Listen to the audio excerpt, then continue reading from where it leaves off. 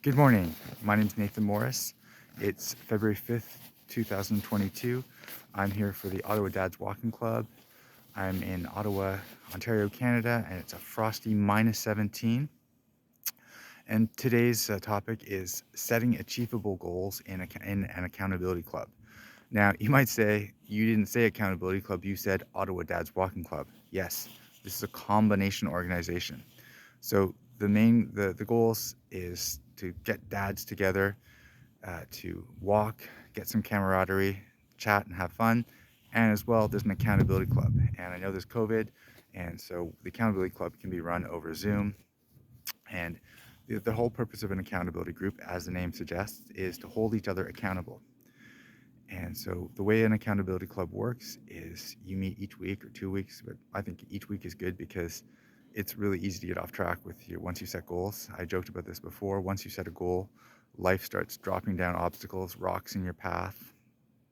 And so when something drops in your path, you need to figure a way to deke around it or to climb over it or tunnel under it. Pick your metaphor.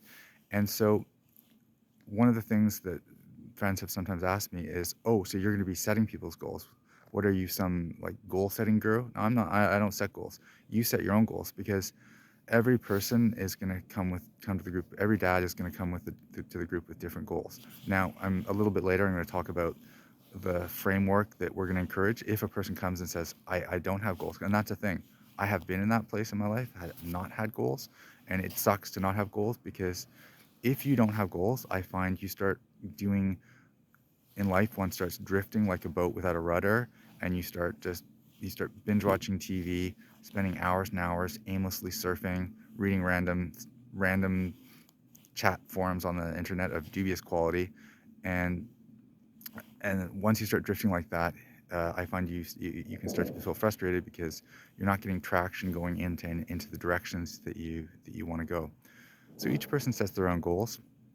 Then you check in each week and you say, did you read to your kids 10 minutes a day as you said you would?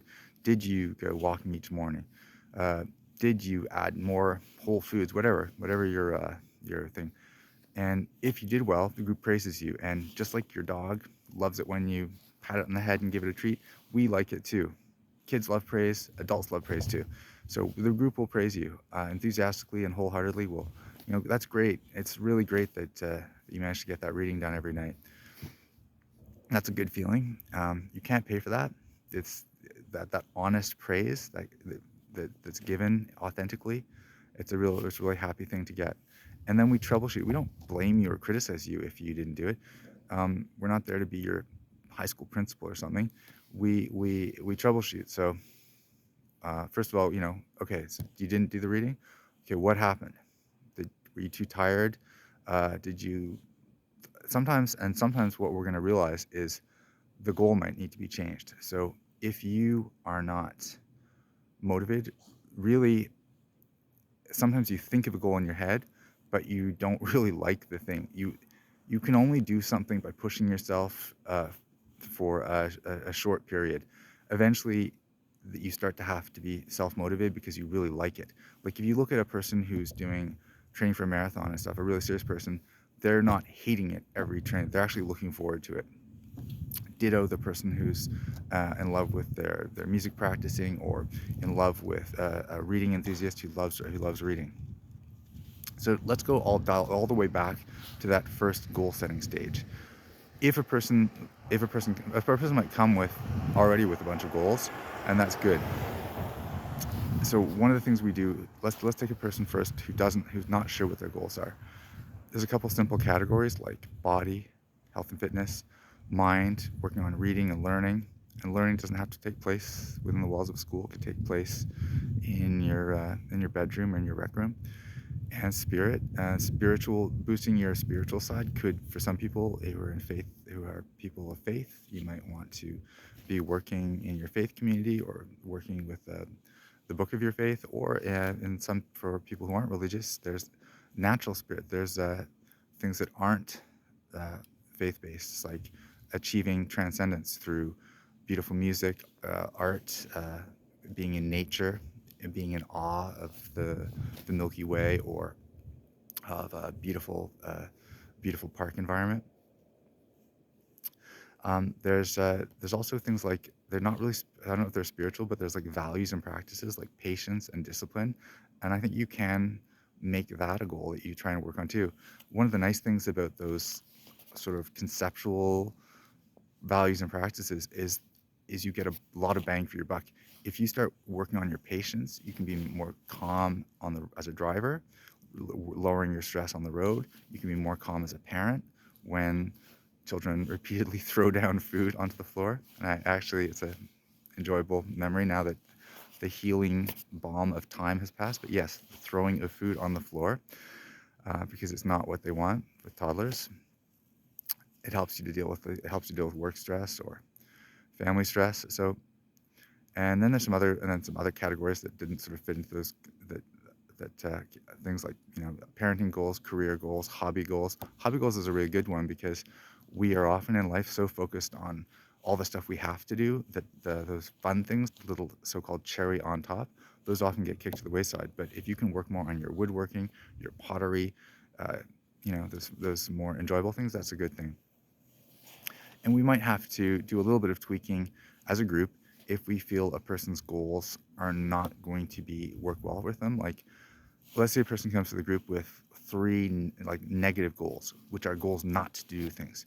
Don't get me wrong, it's good to have some negative goals. Like if a person's drinking too much, to say, I don't want to drink as much alcohol. I don't want to watch as much porn. I don't want to watch porn at all. I don't want to eat as much fast food. Those negative goals, like the goals to not do things, those are good goals. But I find if you only have negative goals, there's something sort of negative about just not doing things. So we would encourage that person to add a positive goal. Like, I'm not going to watch porn, and I'm not going to drink alcohol Monday to Friday, and I am going to read it's the positive one. I am going to read a nonfiction book for 10 minutes a night. See that nice positive one at the end? Another one we might propose a little tweaking for is an unachievable goal.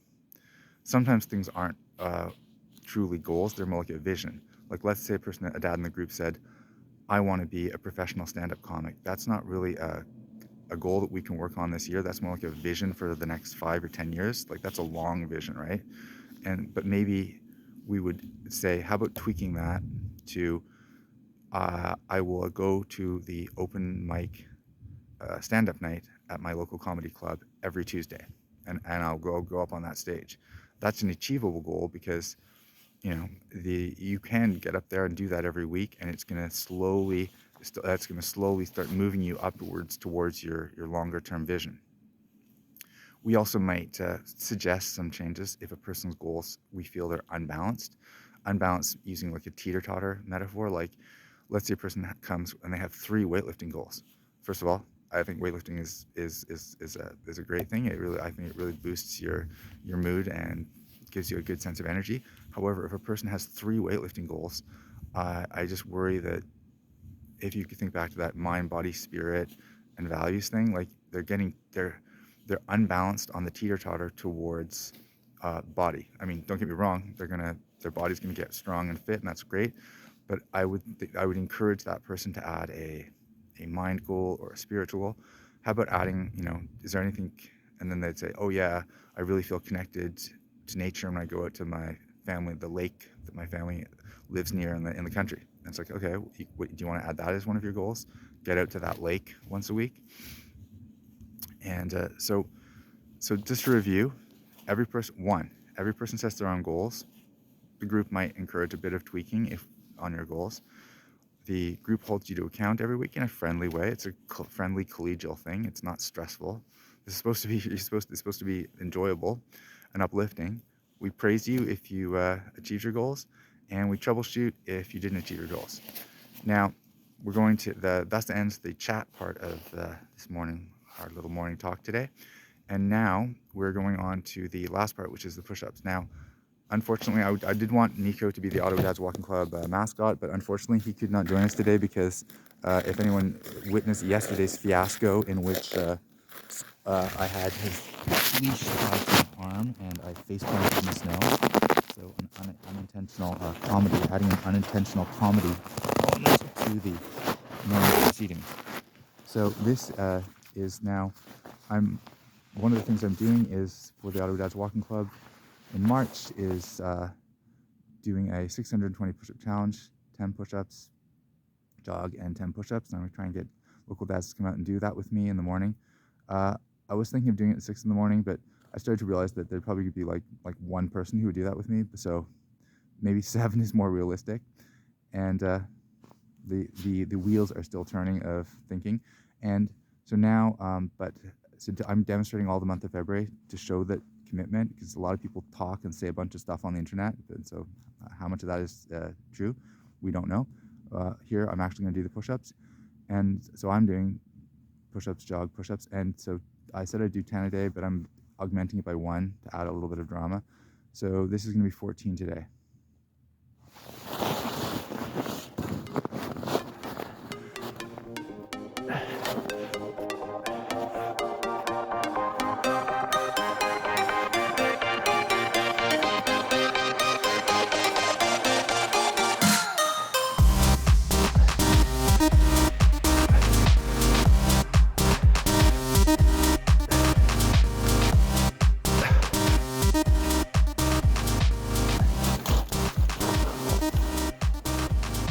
This is Nathan Morris with the Ottawa Dads Walking Club, and have a great day.